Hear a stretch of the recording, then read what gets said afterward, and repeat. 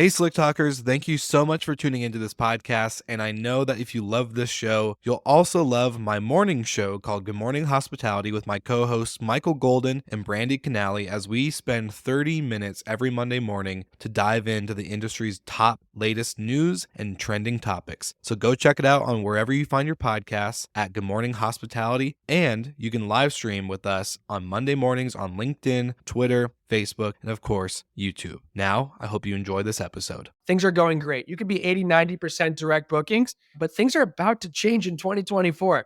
Data regulation, big tech not playing nice with each other or us. And then you have the cookies disappearing and a dozen other things, which is going to make data so hard to come by. And then finally, you have Google Analytics transitioning to GA4. So now they're forcing you to play their game even more. It's going to be so incredibly difficult to drive direct business that right now I think a lot of companies are taking for granted. So I will say that companies that start using AI right now understand how to fit into the business because it takes time. It's not a simple integration. Tomorrow you have AI running. It takes time to start crawling, walking, jogging, then running. Only one manager I know is running with AI. Everyone else is still very much in the crawling and walking stage.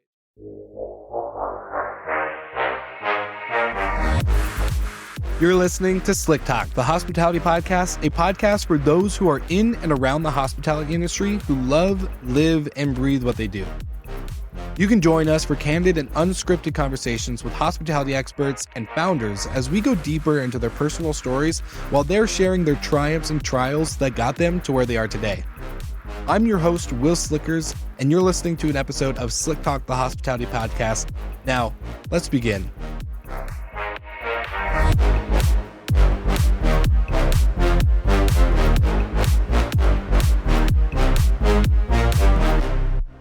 Welcome back to the podcast. I would love to introduce you to Vintory and Safely. About Vintory, we've had Brooke Fotz on the podcast, who is a founder, multiple times, and him and his team know numbers. They know data and they know marketing. They know how to help property managers just like you scale and grow their business by adding more inventory, aka more homes, into your rental program that drive the bottom line. For all of you listeners that want to learn how to scale and grow your inventory, you can get a free digital copy of Brooke's book called From Zero to 500 Properties in 5 Years. And for an added bonus, if you would do a demo of the Vintory platform, you'll get a $50 gift card to Amazon. Now that's a sick deal. And now to touch on our friends at Safely.com. Safely.com helps property managers just like you and I protecting the homes that they manage from structural damage to content damage and of course bodily injury. This means plates, linens, cups, couches, tables, curtains, walls, and of course your guests themselves are protected. And this helps you by scaling your company in order to ensure that you are retaining owners and inventory in your program. If anything is broken or if anyone is hurt, you are able to make a claim through Safely, and within 3 business days you can get instantly paid out to replace any items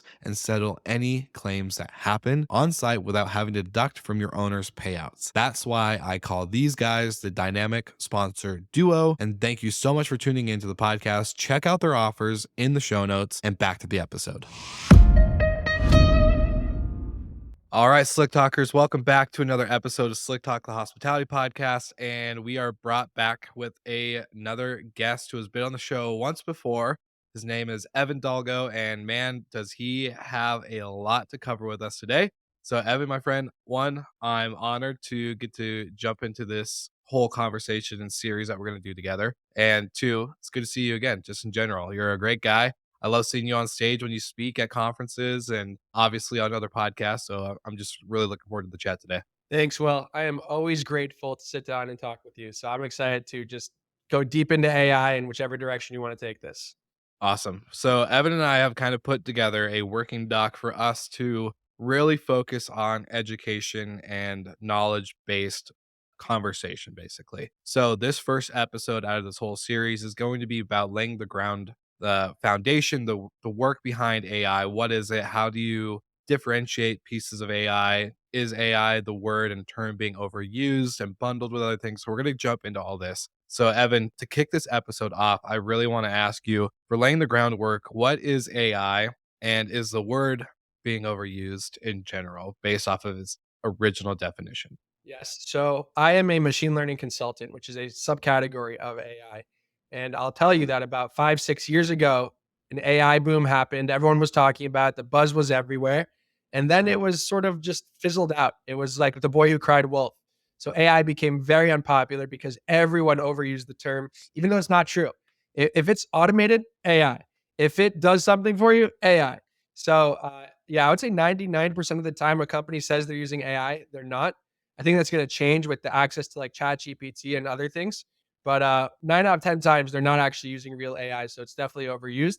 And it's important to know the right questions to ask and how to do due diligence. That way, you can see, are you using real AI or is it branded AI? So you mentioned ChatGPT, and this has been one that's been very popular in the industry outside of hospitality in general as well. But in hospitality, we're seeing a lot of conversations of people being either really concerned or really enthusiastic about ChatGPT and its application to our industry. So would you consider ChatGPT and that AI to be a legit AI, or is this again another exciting phrase of people using automation? No, it's real AI. It is extraordinarily powerful. I know we both used it plenty, but I think the idea stems from humans that use AI will be better than humans that don't use AI.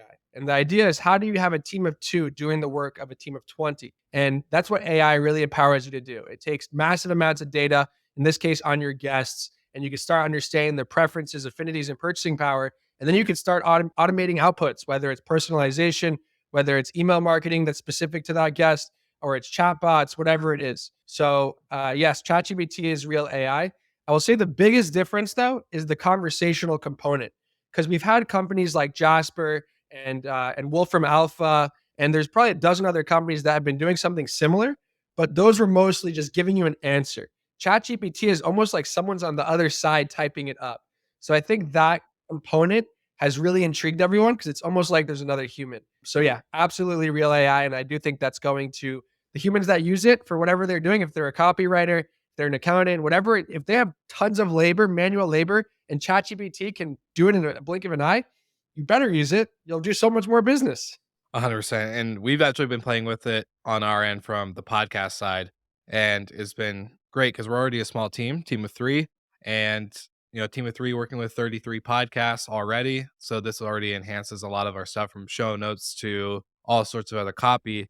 Can you dive into one? I want to kind of more of a two-part question here, but why is all AI not created equal? So why is something like ChatGPT so powerful compared to another AI that is AI but can't do the same type of response that ChatGPT has done and we have all seen as an example? Yeah, so let's maybe do a minute or two of just AI education, just so we know what we're Yeah. talking about. So AI, artificial intelligence, is this just umbrella term? It doesn't really mean something super specific. All it means is that something is taking a ton of data and then has an output. So ChatGPT takes whatever data you put in and then spits out whatever you command it to do. So that's what AI is, the idea of it. And then you have two components of that subcategories: machine learning and natural language processing. In other words, ML and NLP. So NLP is a version of ChatGPT. You're taking language, you're understanding the sentiment analysis, and you're able to just do what ChatGPT does. Put in a query, and it'll give you the answer just like a human would, except it does it within seconds rather than minutes or hours. Now, the machine learning side, which I'm sure NLP in ChatGPT is using, the machine learning side is, how do you keep improving based off the data you get?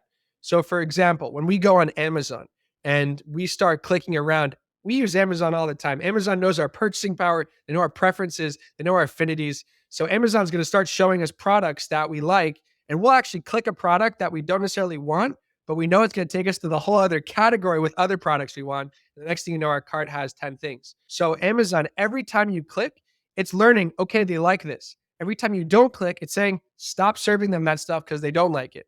So that ability to learn is the key to true AI. Now, a lot of solutions currently are something we hear called heuristics. Scary word, but all it means is snap reaction. So you click this button and maybe give them two routes. So if they press yes, then you say, what's your email? If you press yes, then the idea is just speed and giving you an automatic a response and taking you to the next step. That is the foundational level of AI. You have to have heuristics in place, but it doesn't mean the heuristics are improving. Again, they're just about speed, not improving in accuracy. So then you add AI or machine learning to the heuristics, and that's when you get constantly improving recommendations. So back to the question then, how do you know if it's created equal or not compared to, obviously there's a lot of like we are hospitality professionals. We are not AI, we are not tech professionals as much as we'd like to assume we are sometimes. We're very much in the space of service and operations. So when all of this hits us as operators from vacation rentals to hotels, even restaurants, this is a whole new world. How does one take all this in and then apply it knowing what one to apply versus like a chat GPT or a Jasper or whatever else is out there? Yeah. So let me just say that if it's working, it's working. If you're happy, then you're happy. So, like the chat GPT companies that are going to start spawning and companies leveraging other forms of AI for their own services, that's fine. If you're happy with what they're providing, then who cares? But let's say a company is coming to sell you an AI chatbot or an AI personalization platform or an AI marketing or whatever it is. Go on their LinkedIn and check out their employees. A lot of these companies that use the word AI don't even have any engineers.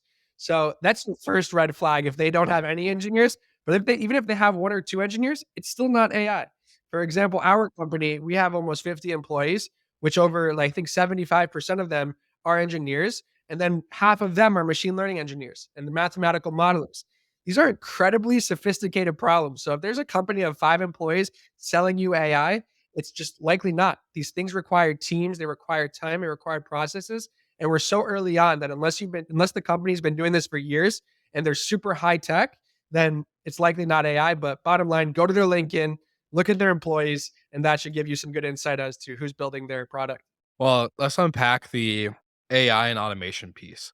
So there's a part that is constantly learning and it's supposed to give you a faster result rather than waiting for a human to give the same response, if not a better response and faster. But then automation gets bundled into this, right? So kind of break out like why should the industry look at automation and AI completely separate? Because I do automations for a lot of things. We have obviously templated messages that go out to guests when they book pre-arrival, post check-in, pre-checkout, all the other stuff. That's automation, right? That's what I consider automation. An AI, machine isn't typing it all up the minute that it's supposed to send out. So I guess can you walk through how do we acknowledge the difference, obviously, without dumbing it down too much? Obviously, it sounds pretty simple, but yeah.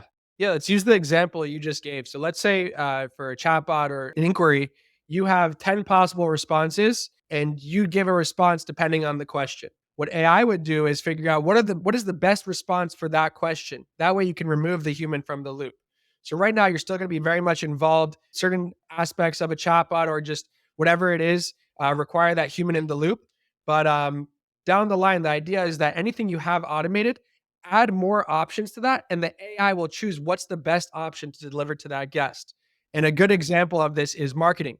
So right now, a lot of vacation rental managers will send a biweekly or monthly newsletter. Just hear the updates in our city, in our town. Here are the activities. Check out the spring properties, whatever it is. And in those emails, you can have personalized properties for each guest. So the properties in that email, hey, check out these properties recommended for you, those will be personalized to the preferences and fittings and purchasing power of that guest. Now, traditionally, you just had like a featured properties and you sent the same 3 properties to all 50,000 guests. But now you can send ideal properties to relevant guests. You no longer have to email blast the same properties. So, regarding automation, yes, the email is going to go out regardless. You have that timed at the best time through your CRM, you have everything else in place. But then, how do you personalize the output to each guest? That's what AI is. So, AI itself is not necessarily automation. AI can fuel automation. That way you could scale effectively. A lot of these companies that do that type of marketing, they spend days out of the week mangling the data, grappling with the data, sanitizing it, getting in order just to send one email. With AI, that can be done within the blink of an eye. So you could focus on deploying rather than just putting out fires. So I think all these processes, these automations that we currently have, AI is only going to power them further to be tailored to that specific guest. Let's dive into that a little bit. You mentioned increasing efficiencies, right? So can let's walk through efficiencies. Obviously, you've done a lot of consulting in the space from big VRMs that everyone knows to some that maybe are just operating and just going as full scale as they can. So let's talk about the efficiency part because I think especially in this time right now, especially I think this podcast will go out shortly after we record and edit and stuff. So, you know, obviously everyone's struggling with labor. Everyone's struggling with hiring, getting the right people in the door, making sure they stay in the door. They don't just sign up for a fat paycheck and then 6 months later go out and go to the next competitor or even leave the industry. So let's talk about the efficiency part. What do you see when it comes to efficiency? How can operators look at it as a benefit rather than a scary new tool to look at that maybe gives a lot of people hesitancy to even think of? Yeah, so this is, I guess, just the inflection point we're at right now. It's a huge paradigm shift, just going from the traditional pen and paper days to having AI just do things at scale for you. But there's an excellent book called Scale by Jeffrey West. Jeffrey West is a scientist, and what he does is he finds scaling laws that are visible throughout any category of life, whether it's biology, nature, businesses, cities. They all have the same scaling laws. With businesses, every time a business doubles in size, it must at minimum get 20% more efficient. Otherwise, it's getting fatter, not leaner. So how are you going to do that? You can't just hire double the employees because then you're just bulking. You're not actually getting more efficient. So this is where AI comes in. And this is where I want to really make a point that AI is not going to directly replace tons of humans. Maybe 10, 20 years down the line, that's the case, but let's worry about that then. Right now, AI is going to empower humans to do so much more work effectively at scale. So the idea is your team of two can do the work of a team of 20. So that way they don't have to mangle with all this data. They can just focus on deploying. That way they could just focus on creating content and adding the personalized components with AI rather than doing it all, which takes weeks or months of their time. So the idea is, how do you take your team, which has been doing an excellent job, give them the tools to do things at scale? That way you just stayed super lean and you're growing really fast. So I think that's a really core component to scaling with AI. Well, can I ask you this? And this is like not anything I planned on asking until I just heard you say this. So, do you think this is sustainable with the amount of speed that we are moving in? Not with just tech and AI, but you know, if you have a team of two and you become more efficient, yes, this is great. Like any business owner would love to not have to waste time and potentially money on hiring someone who may or may not stay through a long period of time at the company. So it does work and you're cranking out, but do you think it's sustainable for humans to work at this type of efficiency with, yes, you could trust AI and use it to help your workload, but do you think it's at the speed we're moving, is that sustainable? Yeah, and the reality is we've been using AI for 10 years. We just don't know it. Booking.com, literally since 2012, has been talking about implementing machine learning into their website, to the A/B testing, to the booking journeys. So we've been using AI for years, to the point where it's an expectation. We all expect that Amazon experience when we go online and shop. And if we don't have it, if we don't have that Booking.com, Expedia, Airbnb experience when we're on a direct booking website, we leave. So the bar has been set very high. And the idea is that AI is not consuming all of your time. The idea is that eventually these processes are taking care of themselves. They're autopilot. Like, for example, personalizing properties on your website in the search process. That doesn't require a human to come back again and again. It just requires them to reap the rewards, lower their customers down into the booking funnel, and just automate that step of the booking funnel. So, is it sustainable? Absolutely. The part that I'm concerned about is that there are many managers that have it all figured out.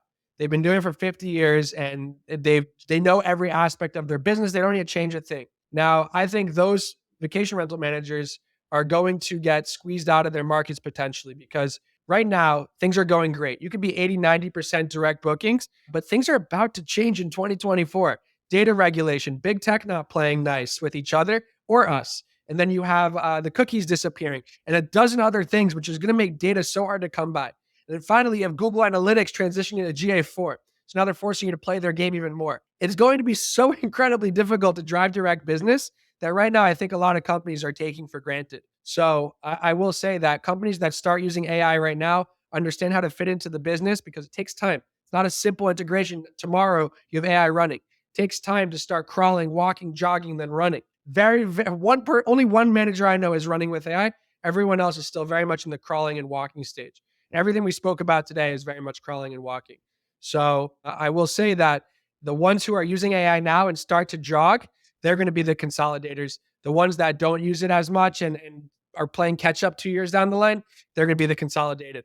All right, Slick Talkers, now for another dynamic sponsored duo of the podcast, Minute and Hostfully. If you haven't heard of Minute, Minute is the #1 noise and occupancy detection device for short-term rental operators just like you. From their outdoor and indoor sensors, you can ensure that with their audio ID technology that you are not getting any false positives for things like wind blowing, plates breaking, dogs barking, doorbells ringing, you name it. You will only get notified when there's an actual potential party happening on site, and that could both be indoor and outdoors, especially as we come up to spring and summer seasons. Not only that, but they have amazing integrations from smart locks and other software partners, of course, like Hostfully. Now, if you don't know about Hostfully, then Hostfully is a property management platform built for short-term rental operators to ensure that they have the best connectivity with channels like Airbnb, Vrbo, and Booking.com. Not only that, but they have the best integration marketplace I've ever seen, so that way operators like you can choose and pick their tech stack without having to force and comply to different operations that just don't make sense for you. Plus, their digital guidebooks are the best in class, and your guests will love them because all the information they need to know about check-in all the way to check-out and the destination are right there at the touch of their fingertips. Check out these special offers from our partners, both Minute and Hostfully, in order to ensure that you are getting the best value with your technology as you continue to operate your business. Back to the episode, and thank you so much for tuning in to Slick Talk.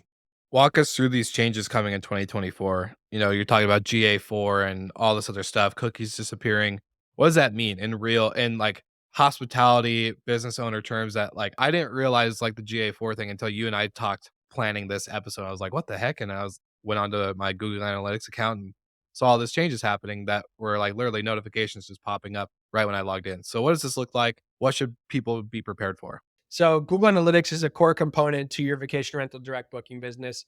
It shows you your revenue per visitor, your average booking values, and essentially gives you autonomy to control your own destiny because that's direct business. So the changes coming regarding data have been happening for years, but finally it just all accumulated and is happening all at once. So cookies are disappearing. That's been planned. Cookies are a way for companies to stalk you across websites and devices.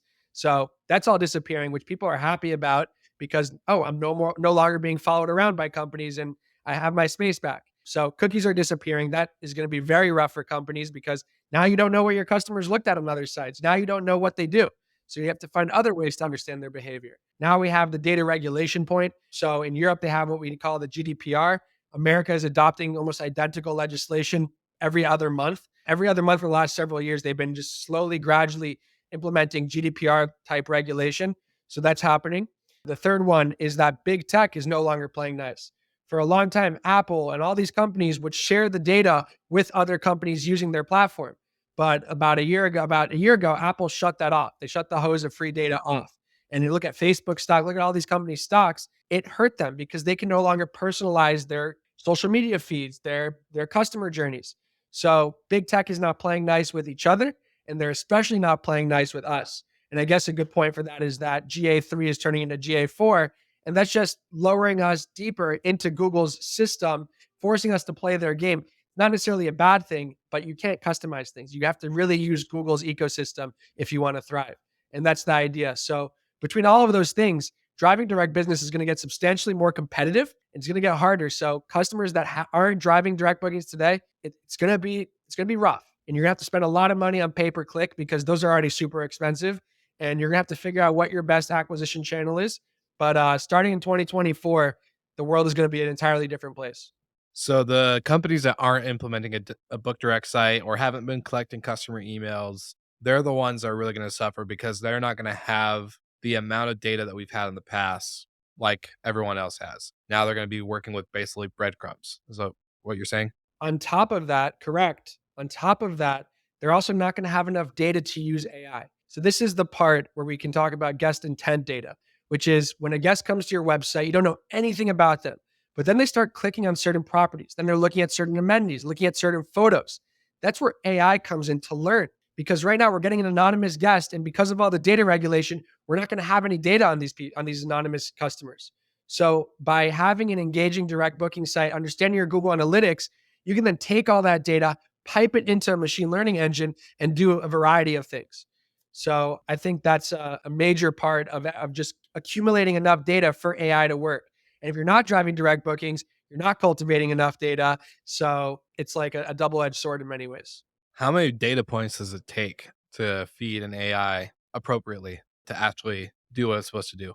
Yeah, traditionally it takes tons of data, and machine learning was only accessible to big tech and enterprise for a long, long time. My team, they founded Google Ads Machine Learning. So they built the world's biggest personalization engine at scale. And they specifically left Google AI because they're like, how do we democratize this for smaller businesses? They realized that the leverage that big tech has over us for a 10-year head start, billions of dollars going into R&D on machine learning and AI, like we have to democratize this. So that's where I guess we've been working on how do we make this available to smaller businesses.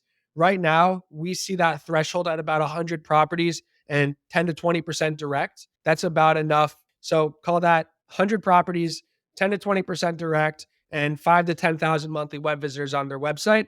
That is enough to be effective with machine learning. Now, we are trying to figure out ways to make this accessible to even smaller vacation rental managers. So, like products we're working on, like predictive reviews. How do you, if you have thousands of reviews, how do you show the best review to that specific guest at that moment? So, things like that, I want to figure out how to make accessible to smaller businesses with 20, 30 properties because they also need that leg up. They need that qualitative edge if they want to compete in the long run. I will say it's going to be a tough one. It's a lot of modeling. It's a lot what we call lookalike modeling, saying, okay, this customer that landed on your website looks like these last 20 guests that converted. Let's guide them down a similar route. But then, based on every click they make, every engagement they do, will enrich their specific profile and further tailor the experience to them. So, start by guiding them down something similar, but then, based on their behavior, you personalize the experience to their preferences and affinities. So, for all those reasons, you need a ton of data, but it is becoming less and less as we get more sophisticated. I'm probably going to get a lot of crap from listeners on this question, but do reviews really work like that? Like, does that really going to help somebody book by seeing similar, like, I personally am not a review guy. I don't look at a lot of reviews when I'm buying products or booking a vacation or anything like that. Is that something that would actually work? Because I personally am like, nah, I don't care. It's not going to impact me. So, yeah. Well, you're the minority. I think the stats on reviews are 95% of customers use reviews to buy a product, and 90% use reviews before they book a property, and 50% of customers won't even book a property without any reviews. Wow. So reviews are integral. But let's say you're on the website, you're looking for a big kitchen, a big house because you're bringing out your cousins and your family. A machine learning engine will pick up that you're looking for those things. And then it will notice in the reviews, we can understand the sentiment. We'll show you all the reviews regarding the space and the kitchen and things tailored to you. Not make the customer sift through thousands of reviews, rather show the top 3 specifically tailored to that person's intent. So that's where I think reviews, they're not going to be like a guaranteed revenue driver, but it's all about improving the 1% here and there. That way it compounds in value. And Yeah. you look at booking.com's website, every day, booking.com is running 1 million A/B tests. That means they're moving the search bar a little bit lower, putting the properties here, changing the design. All of us are having unique booking.com experiences. And then they take that data, they put it in the machine learning engine. It says, these work the best for these types of customers. These styles look the best for these types of customers. And the idea is that once you start working with AI and A/B testing, you'll eventually figure out what works best. But you have to get to that point in order to get there. So for those that aren't booking.com size, where do they start? Obviously, we've talked a lot about the pieces of booking direct and getting data and all this information. But for these smaller VRMs that, are trying to figure out how to get to 100 and how to get to this and all these other pieces, what's the actionable things that they can start doing in order to get ahead of the curve rather than, in 2024, the new year strikes and all of a sudden we're kind of SOL. That is correct. You start with a direct booking website that works well. And the reason is because all of that data is saved in your Google Analytics. And then if they book with you, then it's in your PMS and then it's in your marketing cloud. So getting that direct booking is incredibly important. And the way you do that is you just follow e-commerce best practices. Do not reinvent the wheel. Just do what works. Have your search bar for all the high intent visitors. And then right below that, have recommended properties just so you can boost them, keep them engaged, have options for amenities. Do not have many words, but just have an e-commerce site that flows. At the end of the day, direct bookings are e-commerce. Instead of the package arriving at your front door, the guest arrives at your front door, but the process to purchasing is the same. And the reason e-commerce is improving is because they're driving a ton of direct business. to the point where they actually swung the pendulum away from Amazon. Amazon shuttered 40 warehouses, pulled out of like 100 leases because direct business is effectively using similar technology to Amazon to drive the customers. So the idea is that if you're going to send customers to your website using pay per click, make sure your website is ready to convert them.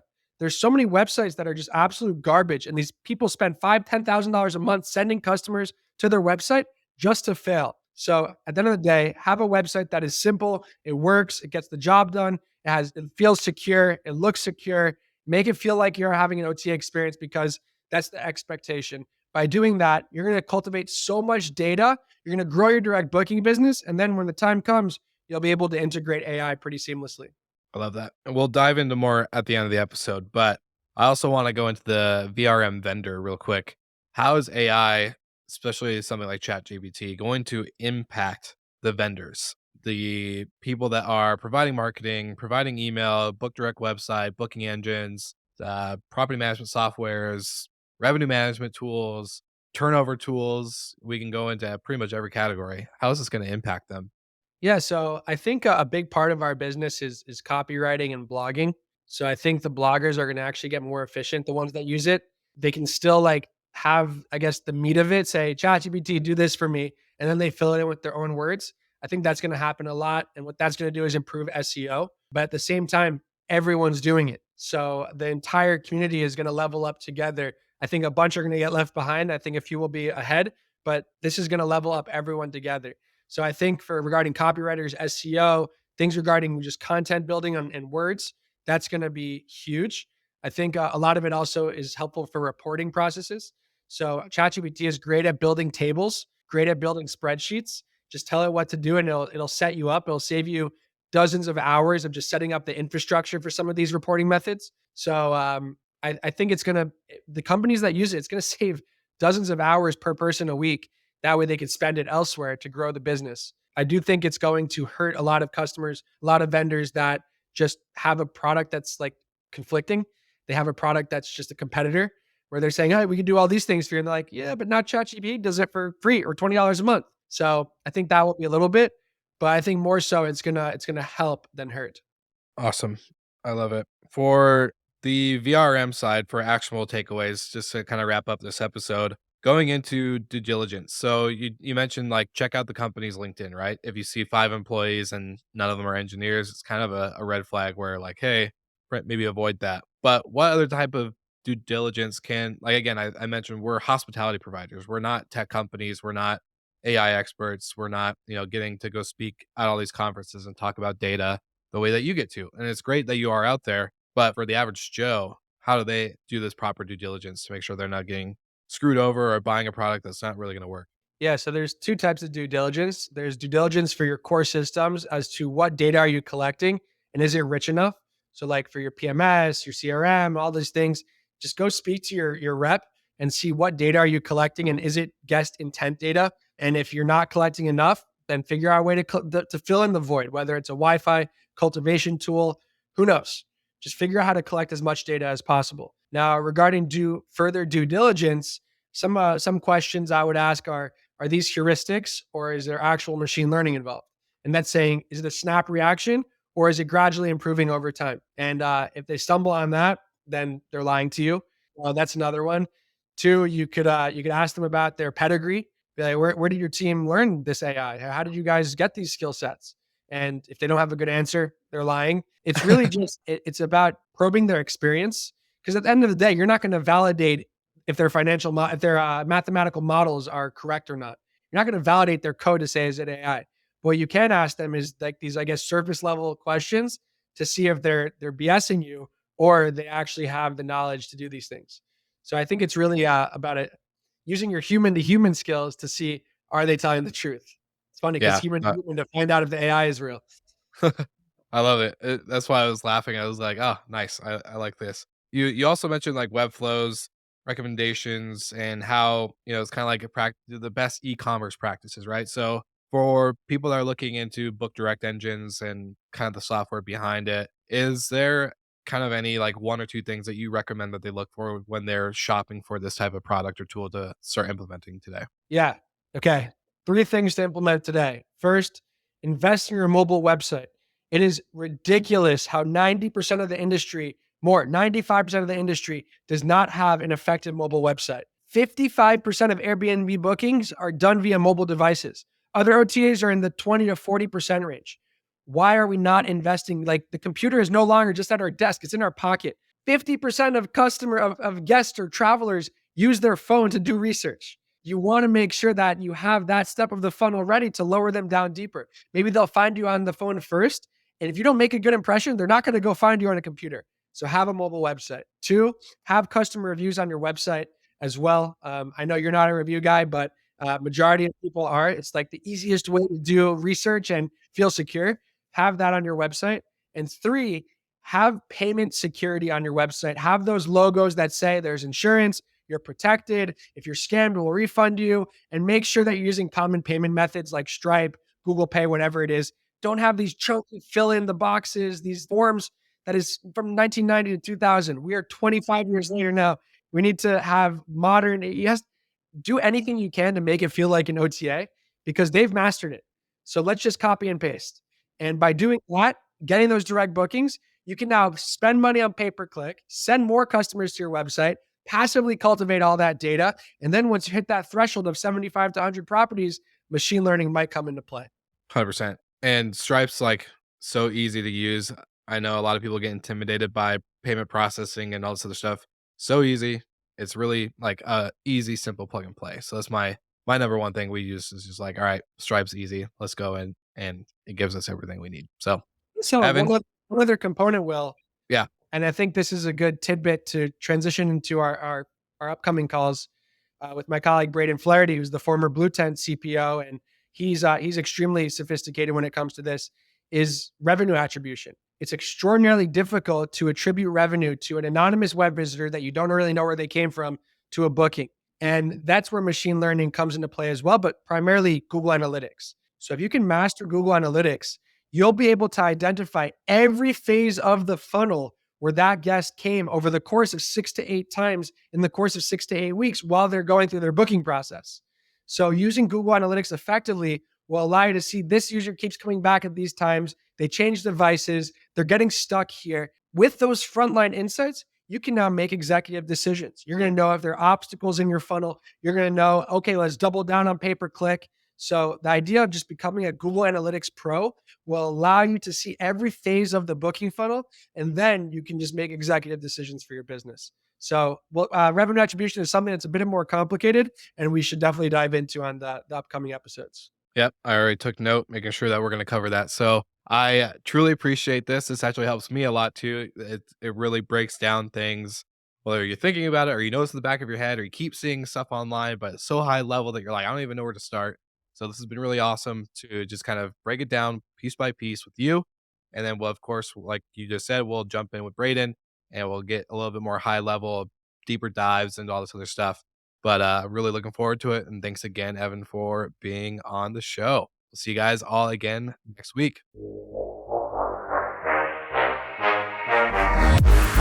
Thank you so much for listening, and thank you to our show partners for making Slick Talk, the hospitality podcast, possible.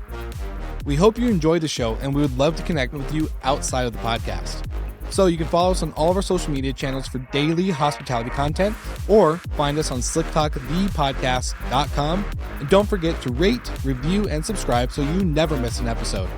I'm your host, Will Slickers, and we will see you guys all again next week.